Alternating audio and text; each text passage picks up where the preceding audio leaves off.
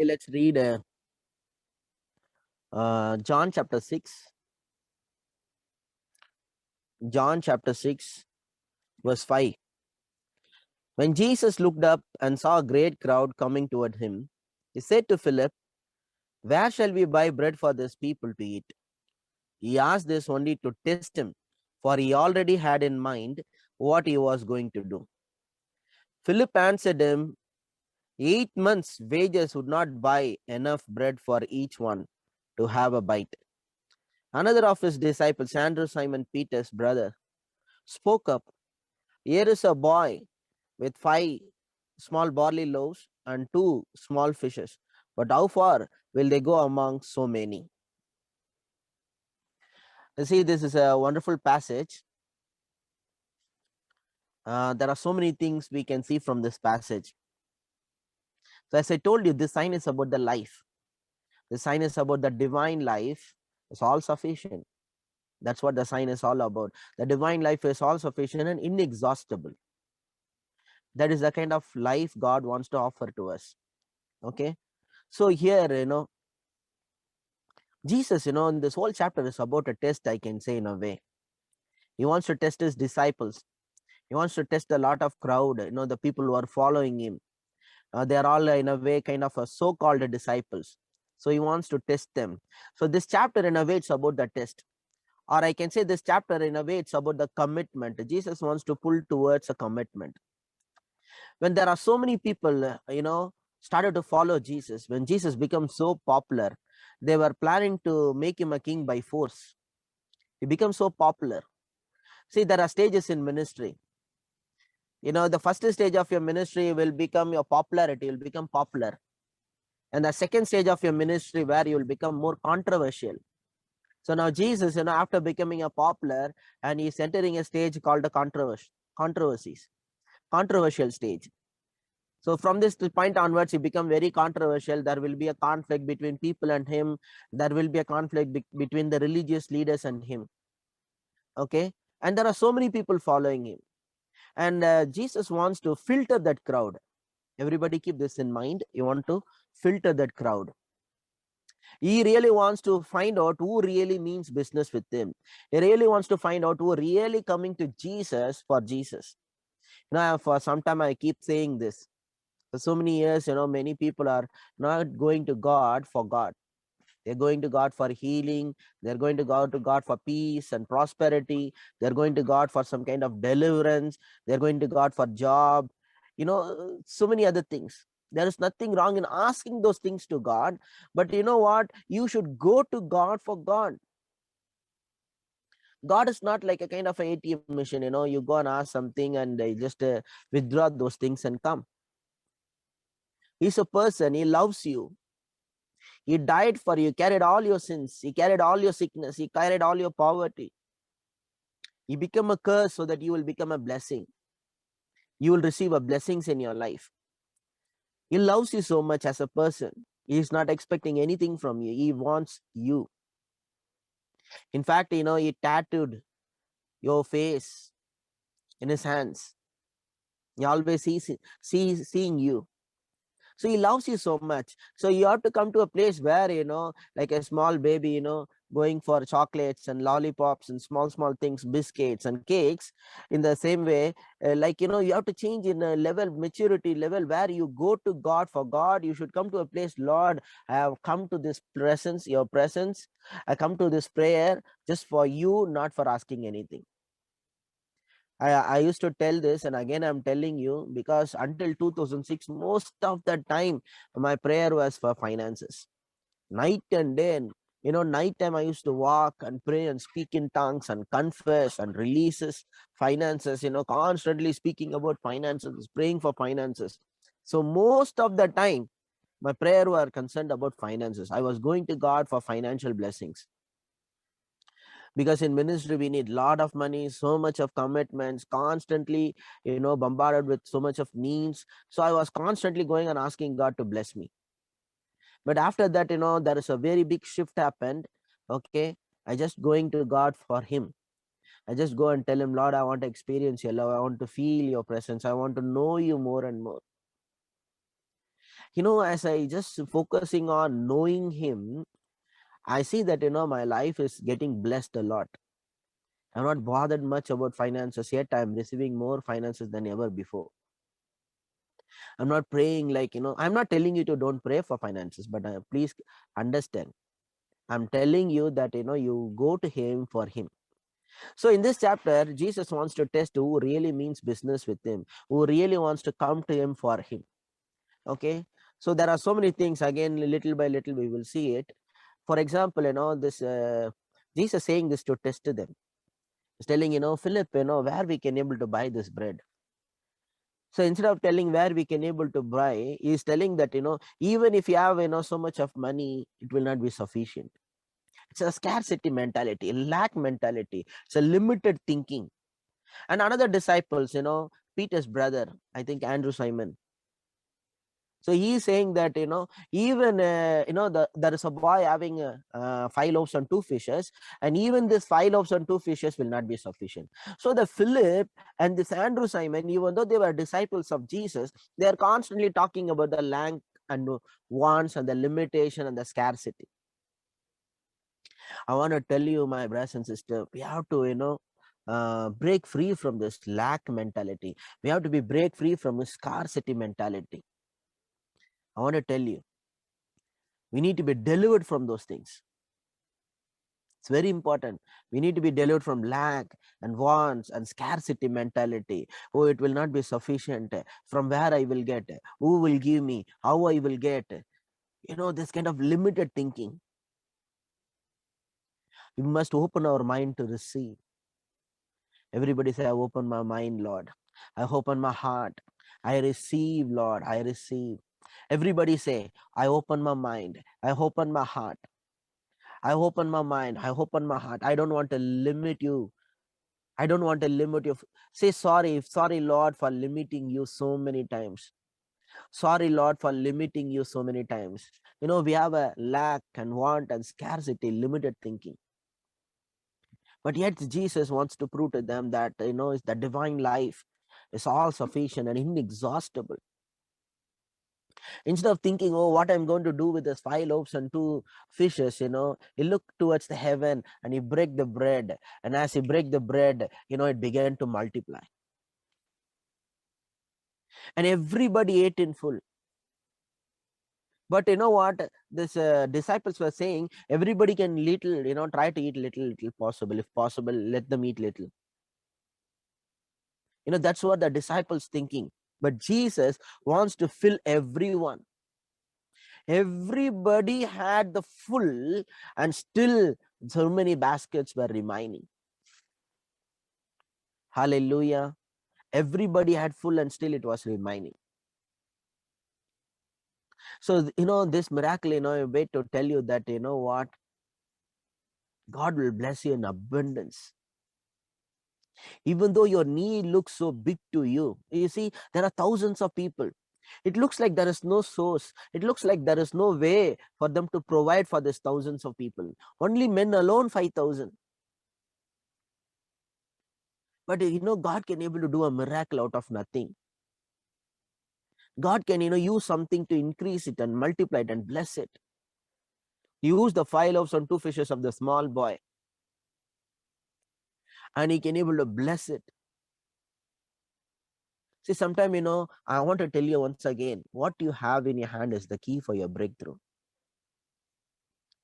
I want to tell you again, what you have in your hand already, it's a key for your breakthrough. The disciples thought, okay, there is only 5 loaves and 2 fishes. What we can able to do with this? This will not be sufficient. Such a large number of people and the small boy having 5 loaves and 2 fishes, what we can able to do? They were not happy about it. They are not feeling, grateful about it. But Jesus, took that 5 loaves and 2 fishes with a grateful heart. He blessed it and he break it and he started to distribute it. And you know what? When he was having so much of grateful heart, when he was blessed it, when he was so thankful for the 5 loaves and 2 fishes, the bread began to multiply. The secret to your blessing is in your gratefulness. There are many people who are not happy because they are always looking towards the things which they don't have. Oh, if I get that big house. Oh, if I get this car. Oh, if I get this job. Oh, if I only get married. Oh, if I get only healed. Oh, if I only come out of my financial struggle, then only I'll be happy. But I want to tell you, the key is, now you have to be happy. Now you have to be grateful. You have to look for the things, what are the things you are grateful for. This is not a simple message. This is the ultimate and the powerful message. As you are being thankful to God for what you have, what you don't have will automatically will come. There are people, you can never make them happy. You can go beyond your way to try to bless them. You can give the best to them, but you will see that, they cannot able to express the smile. They cannot able to express their happiness. They don't want to show they are happy, and they were not very much excited. Such kind of people will stop the flow. Nobody will bless them again. I'm always surrounded with people. I have blessed people with so many things. There are people, they will be very happy, very excited. And for the such kind of people, you feel like giving more and more. And there are people, as if, even though you give to them, they will, as if like they were entitled for it, and they were not thankful for it, and they were not even happy. Sometimes you have to go and ask them, okay, you're really happy about this? And then only they will say, yeah, I am happy about it. But I want to tell you the key. The most of the time, we are behaving in that manner to the Lord. The key for our breakthroughs, the key for the abundance is grateful heart. Everybody type a grateful heart. If you can able to type a grateful heart. If I'm so grateful to God, I'll be receive all those blessings. When you are grateful to God, you will receive so much of blessings. A daily wake up, when you wake up, the first thing begin to thank the Lord. Keep thanking the Lord. Keep thanking the Lord whenever is possible. Whether it's not important that you really say it. I want to tell you what is important is you really feel it. The gratefulness, the feeling, the grateful heart. It's easy for you to say thank you, Lord, thank you, Lord, thank you, Lord, thank you, Father, thank you, Lord, without really feeling it. But what is important is your feeling is very important. You should feel grateful. You should feel grateful. There is possibilities there. Without feeling grateful, you can say thank you. But what is important is you should feel grateful, and then you should say thank you. So feeling grateful to God is the key. So in this passage, let's see a few more things and we'll close it for this week. So it's about the commitment. Okay, there are so many people. Jesus becomes so popular. The crowd, so much of crowd is coming. I don't know, the last time also I told you, and again I'm telling you, the moment you try to seek the crowd, you have to compromise a lot. Where there is a crowd, there is no truth. I'll tell you. Whichever way, I don't know. There are people when I keep telling this even while I'm talking to so many of my friends personally, they're asking me so many questions. Literally, where there is a crowd, there is no truth. So just 2 days before, I was talking to one of my close friends for a long time, and he asked me, if that is the case, what about Paul Yangicho? So Paul Yangicho had the largest mega church. So you mean to say he's not a good man? You see, I told him it's not about the good or bad. I'm not saying Paul Yangicho is not a good man, but I want to tell you, when you have the crowd, there is no truth. That's all. He asked me, how come, brother? I told you, in order to, sustain the crowd, you have to please the crowd. I don't know how many of you understand. Do you understand what I'm saying? So I told my friend, say for example, okay, so your family member coming to my church, your father, mother, your wife, okay, your father-in-law, mother-in-law, your brother, sister, say for example, all your family member coming to my church. Everyone is a different person, different thinking, different personality. If I have to keep them in my church, I have to please all those people. If I only please them, I can able to keep them. So I'll tell you this. I don't know whether you can try this at your home. There are certain things in the advertisement, they will tell you, don't try this at your home, but I want to tell you, please try this at your home. Okay. So as long as you're talking to everyone so nicely, encouraging them, comforting them, everybody will be loving you in the family. But the day you come to a place where you want to tell the truth, people slowly will begin to change their reaction towards you. They don't like it because people like lies. Lies are very comfortable, I'm telling you. But the truth is hard. So the day you begin to tell the truth to your family members, then they will tell, don't, I think you are like a philosopher, keep your philosophy with you. Don't try to tell us. They will tell you.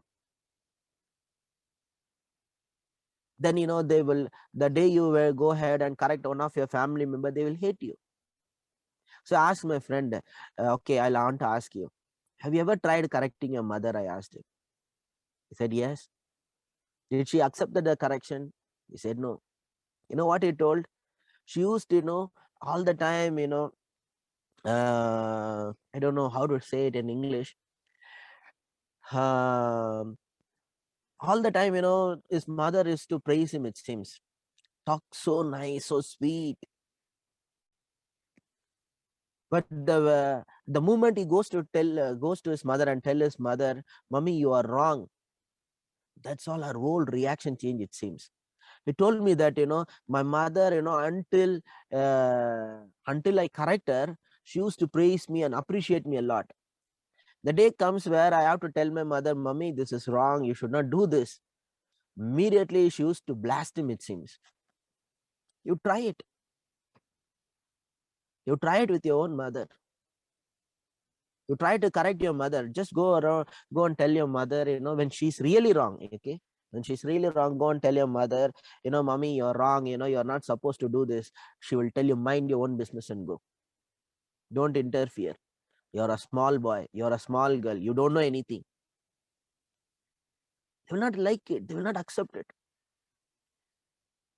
If you go around, with the truth and you confront people and trying to confront and correct them when they are wrong, according to the truth, when they are wrong, you know what? Slowly everybody will start hating you. You will not be popular. I'm a pastor in church for past 15 years. There are so many people, Pastor, we love you, this, that, they will tell so many things until I correct them. The moment I correct them, you have to see the reaction changes. They'll cry, they will tell this and they will tell that, so many things.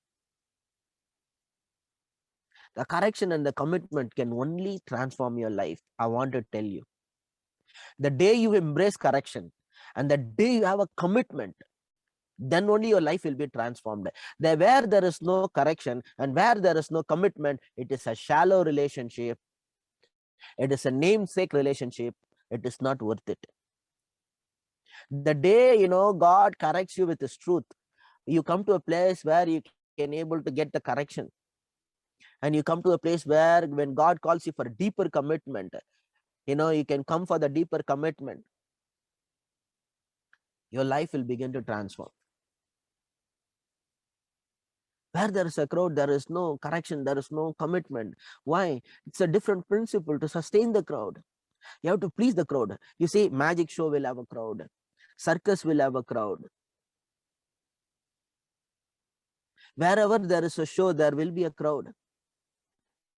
But when you say, I'm going to preach the truth, teach the truth, very few people. Why? Because very few people really desperately seeking the truth. Otherwise, nobody cares about the truth. If you're with me, say amen. You understand what I'm saying? Who cares about the truth? Who's seeking, who's desperate about knowing the truth? Again, I'm telling you. Even in Christianity, as I told about the circus and all those things, in Christianity, where there is a big, large, huge number of gathering, they will gather for healing.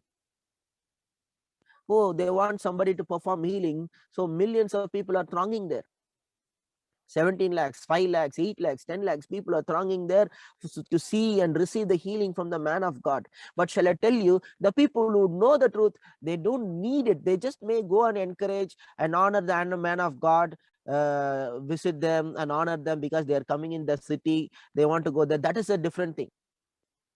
Suppose if any big man of God come to my place and I have to go and see them, attend the meeting, I am not going to attend the meeting because I need the meeting. I am going to attend the meeting just to see the man of God, to love them, express my love and gratitude and honor to him.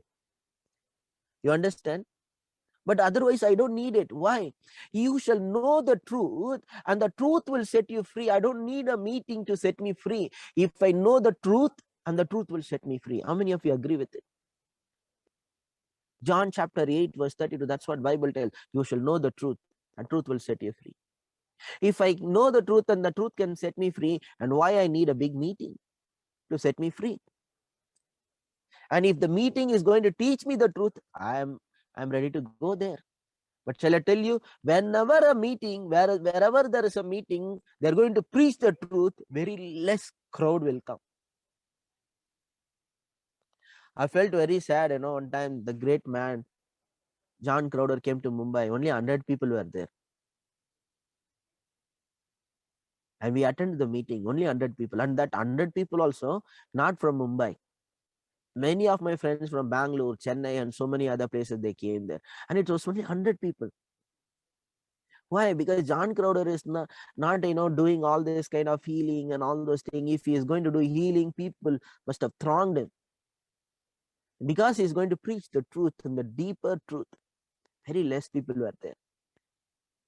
100 people. And today I want to tell you, he's a very controversial. Many people don't like him. Many people tell him false this and that. But I want to tell you, he's the best and best of the person who can able to preach the truth, and he's the best theologian. I just want to master his teaching. I want to soak in his teaching. That is enough for me. That much is there. So today I want to tell you, my brothers and sisters, Jesus wants to draw us into a deeper commitment. People are going towards him for bread. People are going towards him following for miracles, healings, and all this needs to be met. But Jesus wants to pull people towards the commitment. I am the bread of life. Don't but seek after the food which perishes. I am the real food indeed. Until and unless you eat my flesh and drink my blood, you will not have life in you. That means, Jesus wants to become a bread. Jesus should become your life sustainer. You should come to a place that I cannot live without him. I cannot live without Christ. We should come to such a level and such a commitment. That's what he wants. And when you are in that level and that commitment, I'm telling your needs, whatever your needs and all, what you're thinking it's big, that and all, nothing, it's all will be met easily. You will meet all those things very easily. You can able to receive all those things very easily. Think about it. I am really after Christ. I'm really after seeking him. Am I really seeking the truth? Ask yourself a question. Do I really care for the truth? Do I really searching and dedicated for my life for the truth? So with this, we'll close for this week. So we'll continue next week.